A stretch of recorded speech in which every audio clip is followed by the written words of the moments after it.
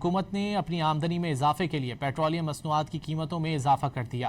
Petrol फी litre 13 रुपये 18 पैसे और हाई स्पीड डीजल 13 रुपये 80 पैसे महंगा कर दिया।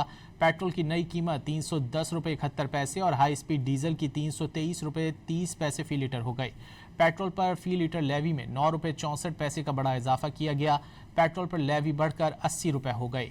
आलमी मार्केट में खाम तेल की कीमतों में कमी का मुकम्मल रिलीफ अभी मिला न था कि हुकूमत ने फिर पेट्रोलियम मसनूआत में की कीमतों में इजाफा कर दिया।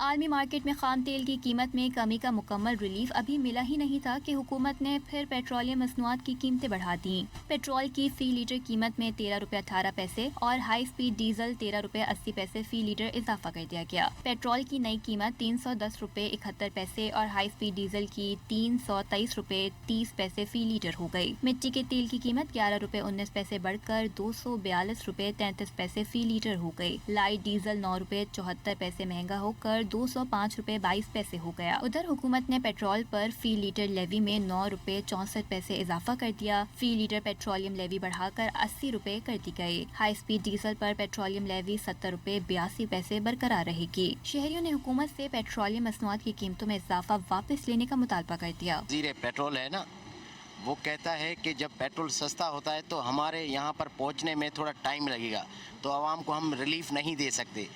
और पता नहीं थोड़ी जंग ऐसे आसार आ जाते हैं कि अमेरिका ने अटैक कर दिया ईरान के ऊपर, तो रातों रात पूछते भी नहीं है। मेरा अपना जो है ना 20,000 रुपये रेंट है घर का, ठीक है। तनख्वाह कितनी है? 32,000 रुपये।